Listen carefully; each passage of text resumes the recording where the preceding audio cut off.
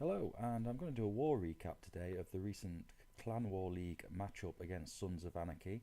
It's been a while since I've done a war recap, basically because wars are usually Saturday and Sunday, so by the time it's finished, there's work on Monday and the replays don't last very long. But this one, it was prep day was Friday, war day was Saturday, so today, Sunday, I've got all day to sit down and have a look at the war, record the attacks, and do a little bit of a recap. So this was the NIP tournament, which stands for Not In Playoff. So basically, it's all the teams that didn't qualify for the Clan War League playoffs is I've gone into like a knockout tournament, and this was the first round, and we faced Sons of Anarchy. I'm going to go through a few of the raids, and we're going to also talk a little bit about the recent Clan War matchups and the season as a whole.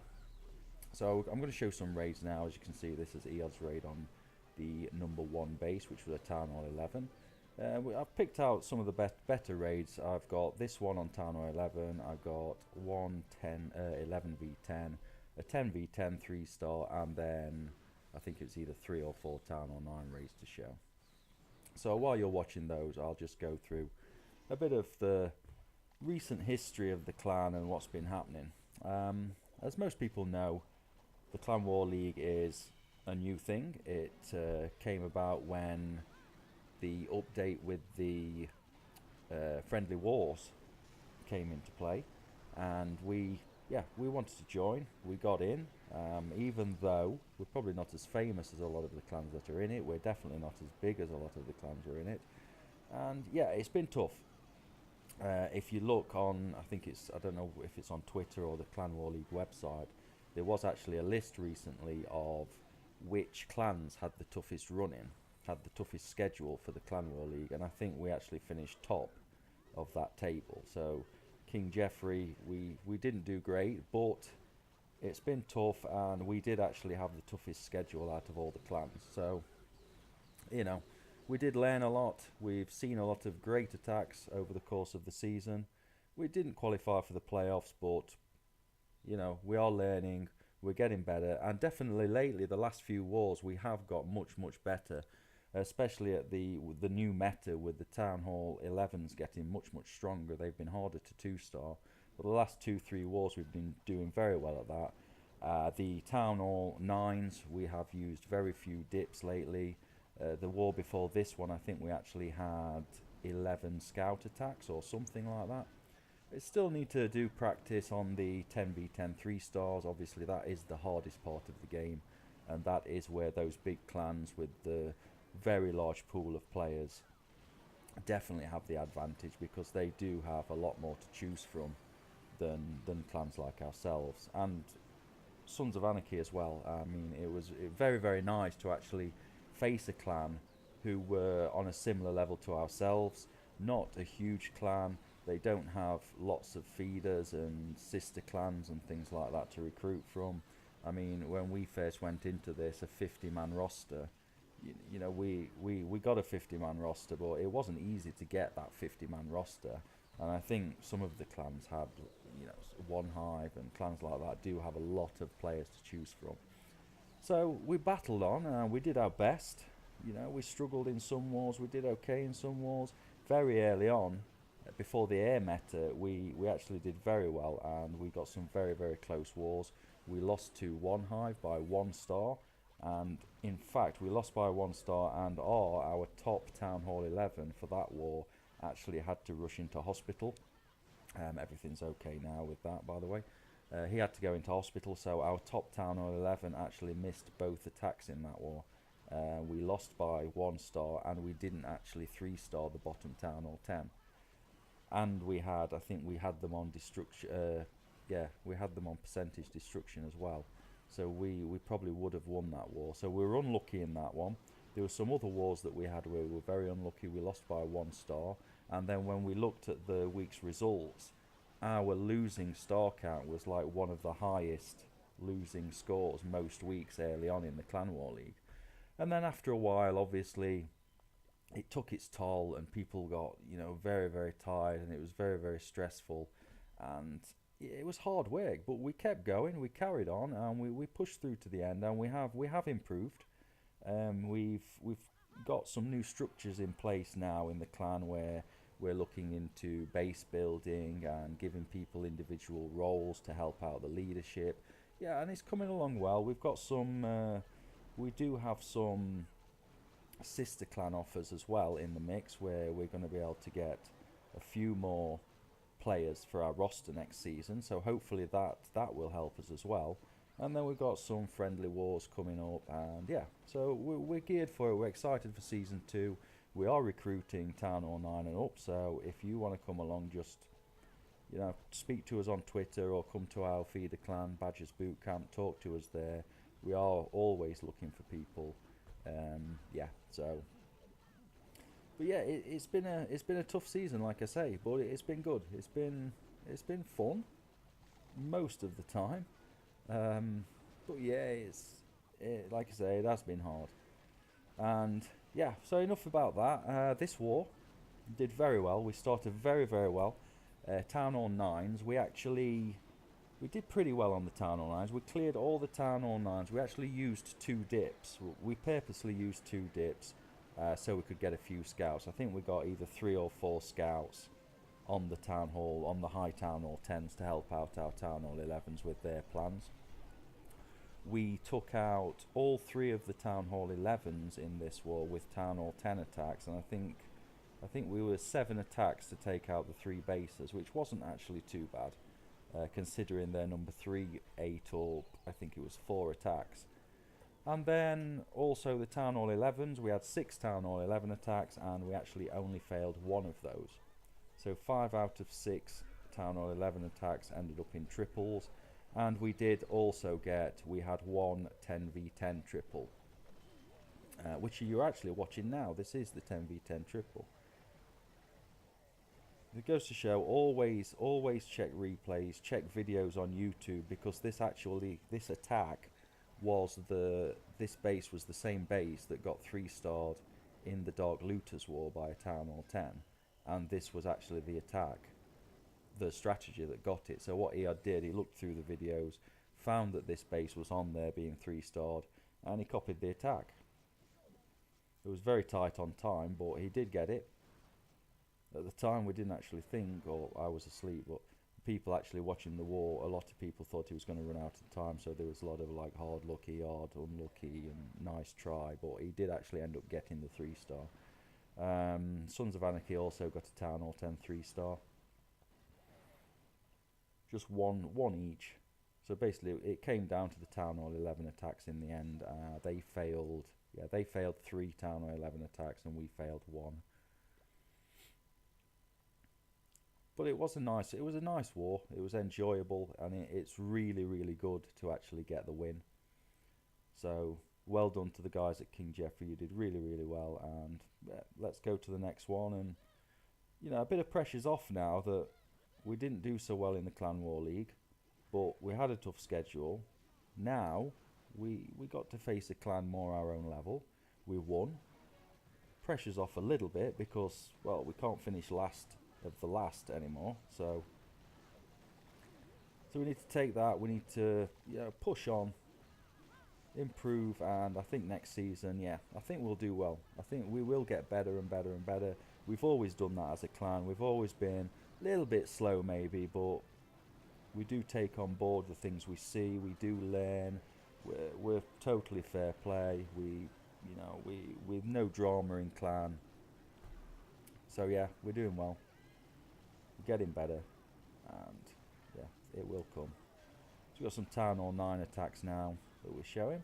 You've seen the Town Hall 10v10, the 11v10, and the hits on the Town Hall 11s. So now you're watching the Town Hall 9 attacks, and this is Sepoy. He's doing actually this one was very, very close, but he does make he makes a nice funnel there. He goes in the north, he takes out all that area there, so he's got like a very nice L shape where he can come all the way around. Doesn't have many spells. I think he actually wanted to get a bit more with his kill squad, but did pretty well. if you can get that nice L shape, if you can put your kill squad in, you can get, you know, you can leave just a nice path for the loons like he did here, and then they just, yeah, they just go all around pretty nicely. Drops that loon at the end just to distract the wizard tower. The two Teslas there cause a bit of trouble. They held on nicely, got the 3-star. Good war for our Town Hall 9s. Very, very pleased lately with the Town Hall 9s, because they did struggle at the beginning of the season, but they've got better. We've never been much of an air clan, and that hurt us a little bit, but now a lot of people are doing air. A lot of people are getting better at it. So that's pretty good. That's another positive. It sounds like there's a lot of negatives, but there are positives. We are improving. We are learning a hell of a lot, and we have learnt a lot from this Clan War season, Clan War League season. So while you're watching these last few attacks, just go through the 6 packs. So this war, just giving a mention out to those who got the 6 packs. That was Genzu and Pain, who were our Town Hall 11 6 packs. Beast, Guns, TZ and Rayan all got 6 packs at Town Hall 9. And then Eod, he got a 10v10 3, the only 10v10 3-star for us. And the Town Hall 11s, finally, they got taken out by Eod, Yoda and myself. We had 3 scouts, and we did 2 dips, Town Hall 10 v Town Hall 9, so we could have those scouts. So it was an enjoyable war, and here's, what's this attack? This is Beast. I liked this attack. I actually included this in the video because I thought this was probably our best Town Hall 9 attack. He's very, very patient here. Sends in the test wall breaker, sends the others. Uses the golems really, really well, because he clears out that southern area, so there's no way that his bowlers or queen are going to wander. He's got a baby dragon and a few wizards on the west side. They clear there. Everything's going to go straight into the middle, raise them up. And what's interesting here is actually when we see at the end, I mean, his kill squad absolutely wrecks this base. He has got a big kill squad because he only goes in with 1 hound on this raid. So he ends up with 1 hound on the 2 air defences. And that just shows how powerful air is at the moment. That, I mean, there's 2 wizard towers, 2 Teslas, quite a few defences and 2 air defence all down there. The 1 hound picks up a few bombs and skelly traps all on the way to that air defence. But the balloons, they're so powerful now that they just go in there and the hound pops. Air defences are kept busy by the pups, and he absolutely wrecks this base. A really nice attack. I really like this attack. I mean, Beast was never an air attacker. We always used to make fun of Beast a little bit because his air attacks weren't that good, but he was always good at planning air attacks. But now he's doing really, really well with the air attacks, and that was a really nice attack. Big kill squad, gets a huge amount, and then all those balloons left alive and the pups, and he only did all that, only had 1 hound. It's pretty nice, very nice raid. So what do we got now? We got Ray, another one of our co-leaders. And he's attacking Crazy Horse, Sons of Anarchy. And this is going to be a 3 golem dragon attack. Baby dragons. So you can see, obviously looking at this base, the idea is going to be that he gets all the air defense. And he does. Ray always makes us wait at the beginning. He likes to wait and stare at the screen while the timer goes down. So here we go, he's dropped a few archers, no rush. A couple of balloons in there to take out that mortar. That's going to allow him to get a lot of free percentage up there with a wizard. So he'll drop a wizard up there. That'll make the funnel that side. He's got a wizard up the other side to take out that army camp and a baby dragon. With a golem up there and a wizard. 2 more golems on the Teslas. Going to drop his queen up there. She's going to help make the funnel. So very, very nice funnel, similar to Beast. Absolutely no way anything's going to wander here, because he has made that funnel absolutely perfectly. He's got 3 golems going in there. Don't know if any have died. One maybe died, I'm not sure. So everything's in. I'm not sure if that second jump, whether that was a little bit off. I don't know if he wanted actually the jump to go into that northernmost air defence that's left, but he didn't, and actually his queen ends up breaking through the wall and going in and getting that. I'm not sure if that was planned or if his, I think it must have been, I think his jump must have been a little bit off there. But the bowlers, king, everything's absolutely destroying the middle of this base, and that all that leaves is that few bottom defences there, the 3 wizard towers, which aren't going to do much damage to the baby dragons. That crossbow, that's pretty deadly, but that's being taken care of by the king and golems. And yeah, it's a pretty nice raid. Enjoyed that one too. So Ray and Beast with 2 nice raids, co-leaders. That's what you want to see them doing. Obviously they also help plan attacks, which, yeah, when they can attack like that, it's pretty good that they can help others and talk through plans. And here we've got another one, Scotty, who was as well, he was a very, very much a hog attacker in the past, and he's going to do a similar attack to what Ray did. Actually, it's pretty much exactly the same attack, I think. So he's going to go in here, a bit of an easier funnel. All 4, I'm not sure on this base, I mean, I don't know what the idea is of this one, because all 4 air defence are in that section, as are all the wizard towers. So all the wizard towers and all the air defence are all together. So a heavy kill squad, he takes out all the air defence, all the splash damage, double jump gets to the queen. Basically it leaves nothing. I thought maybe it would have had the wizard towers down the other side near where the queen is, I don't know. It seemed very unusual having all the wizard towers and all the air defence next to each other. But regardless, still another good attack, well thought out. Town 09s are thinking outside the box a bit more these days. Beginning of Clan War League, it was more a lot of hog attacks. Apart from Ray and Beast, they used to do a few different things. We still had people doing HGHB or whatever it's called as well. But they've moved on now as well. They're doing air attacks, and there's a lot more looking at the bases and attacking with what needs to be attacked, instead of going with an army and then trying to make that army work. And results have improved. And that's it. That's going to be the last attack. So yeah, it was a great war. Well done to King Geoffrey, through to the second round of the tournament. I'd like to thank Sons of Anarchy for a very enjoyable war, and yeah, best of luck to you in the future. I hope you do well. I hope we see you again soon.